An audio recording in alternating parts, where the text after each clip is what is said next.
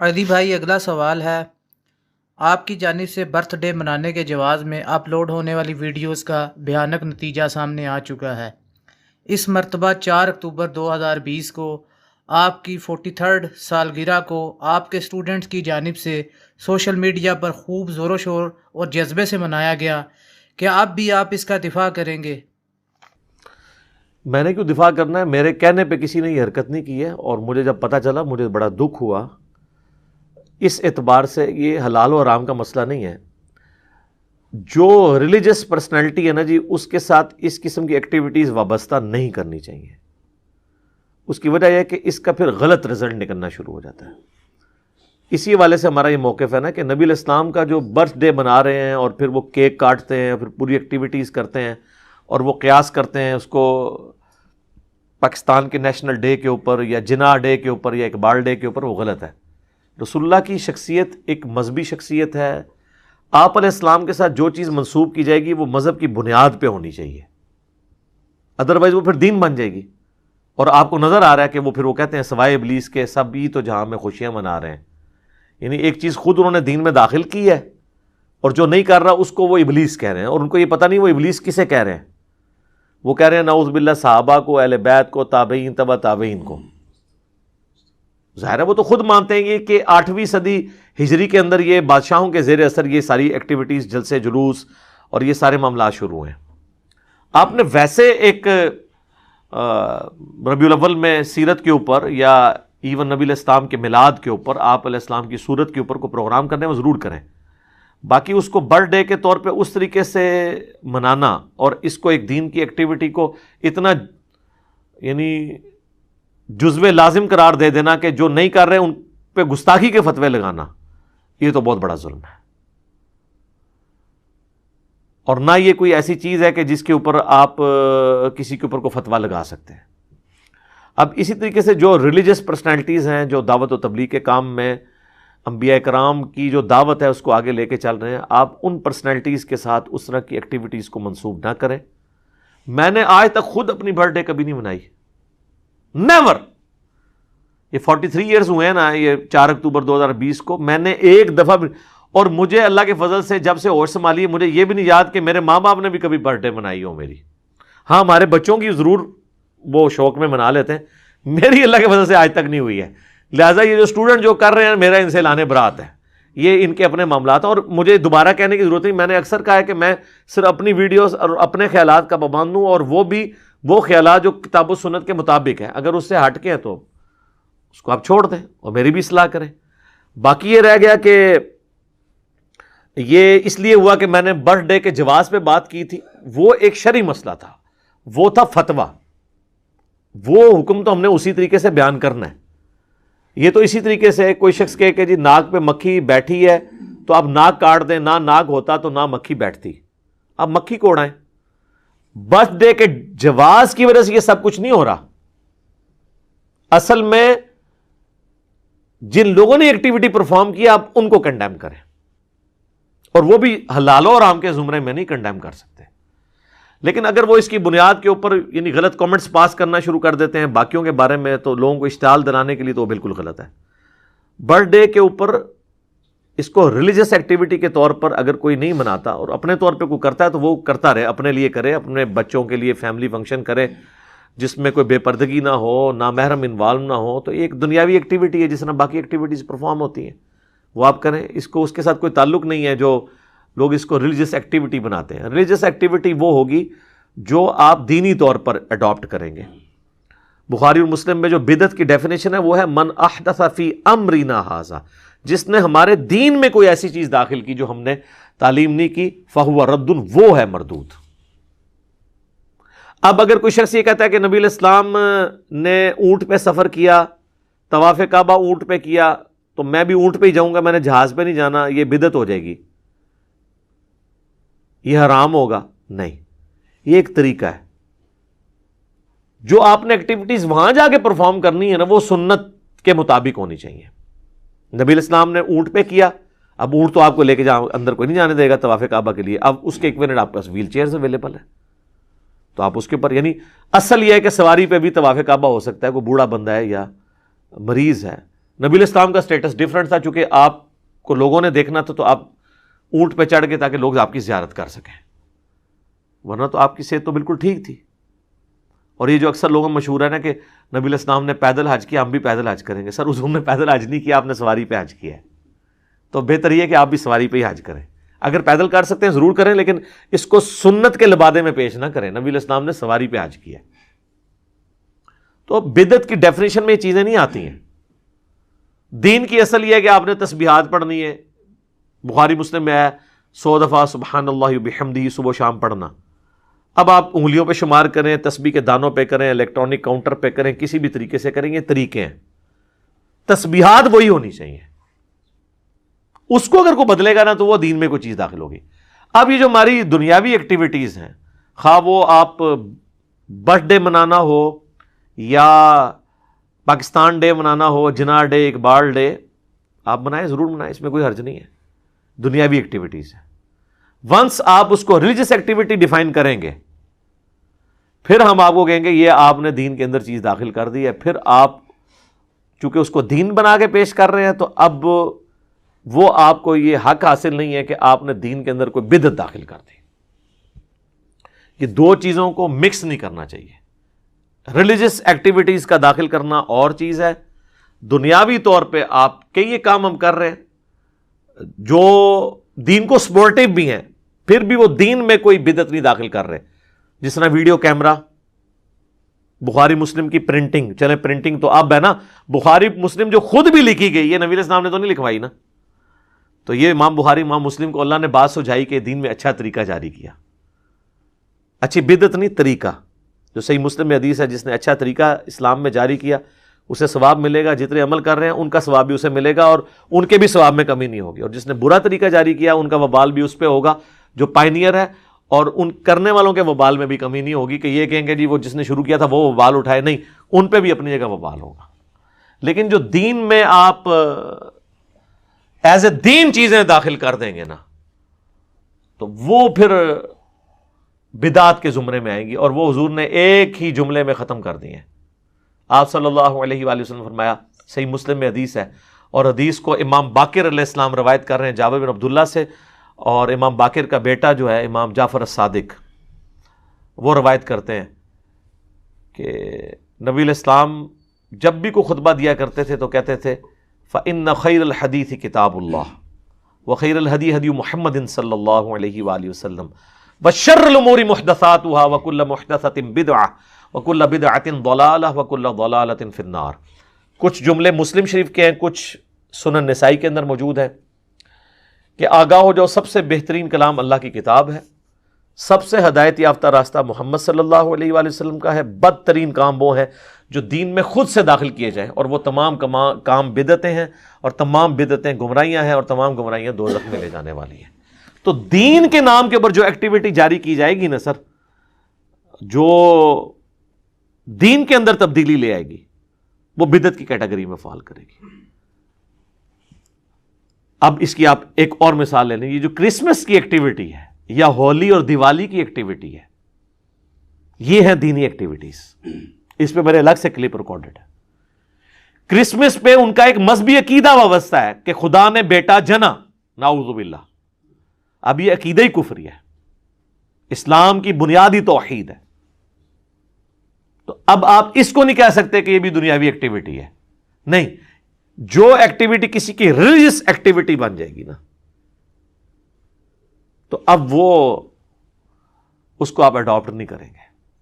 ہولی اور Diwali religious activities ہیں. اب پھر لوگ پوچھ رہے ہوتے ہیں ایسے موقع پہ کیا کرنا ہے.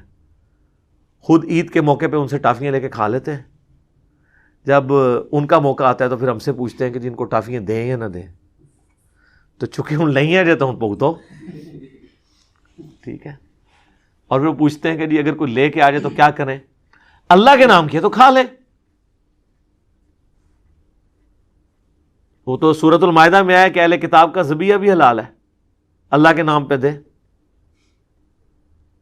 اس ایکٹیویٹی پہ بات ہو سکتی. میں تو کہتا ہوں 11ویں کا کھانا بھی اگر اللہ کے نام کا ہے نا اور بزرگوں کے سالے ثواب کے لیے، تو آپ 11ویں کو تو غلط کہہ سکتے ہیں. کھانا حرام نہیں ہوگا، اللہ کے نام کا کھانا حرام نہیں ہوگا.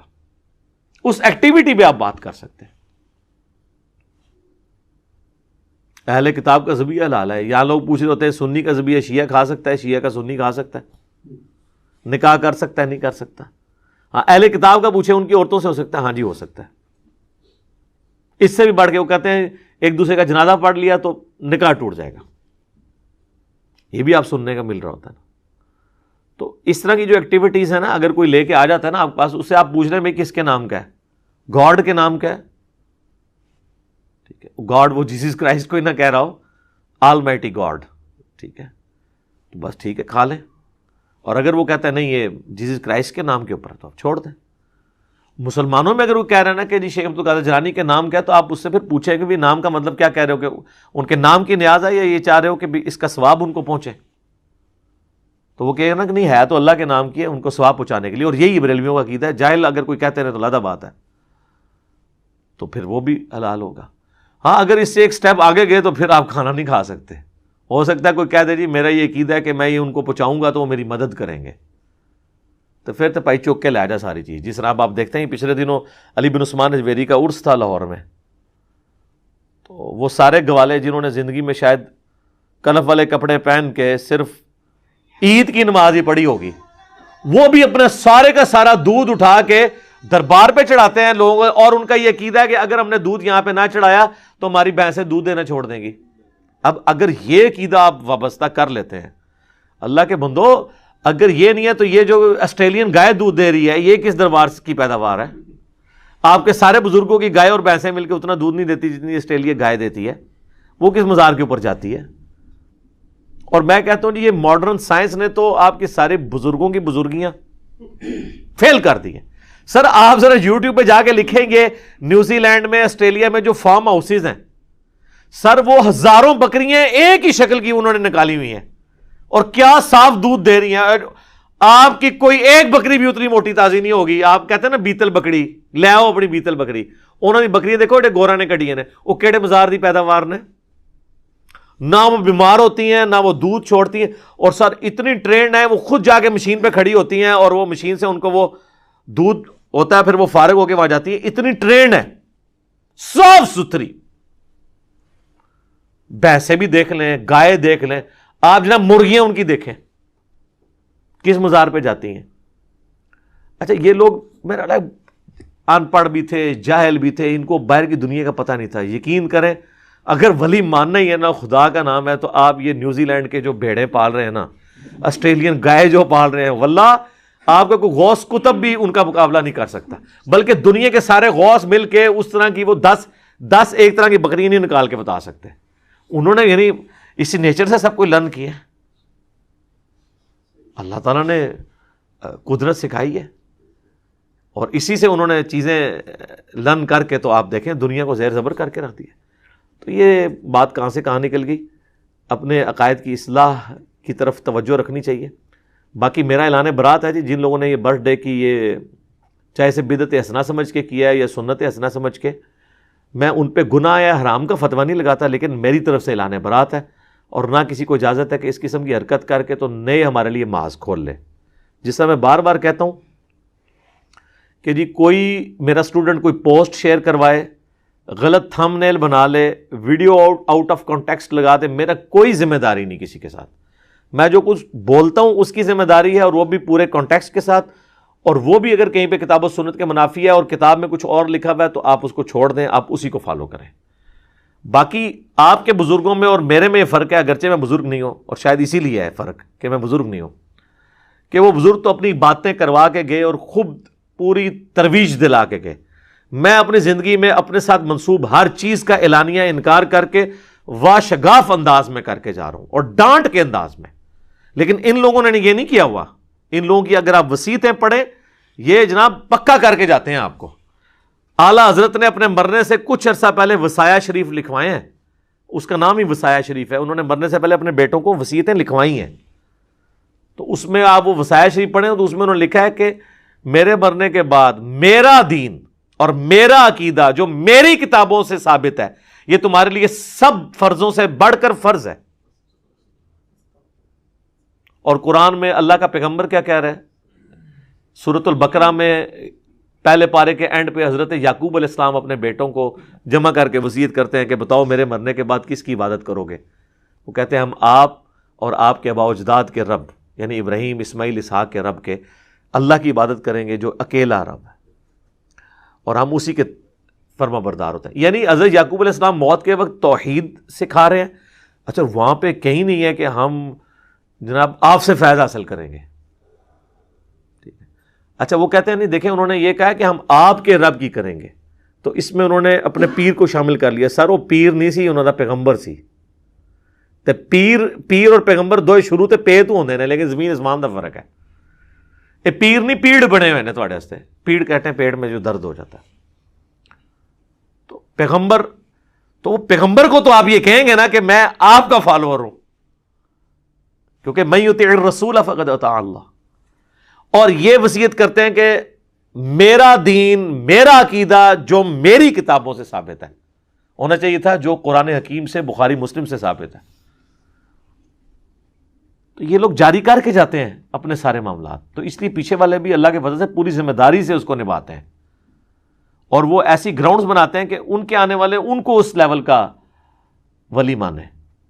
اور آپ کو میں دنیا میں مثال اس کی بہت بڑی دے دیتا ہوں، ہر عروج کو زوال ہے۔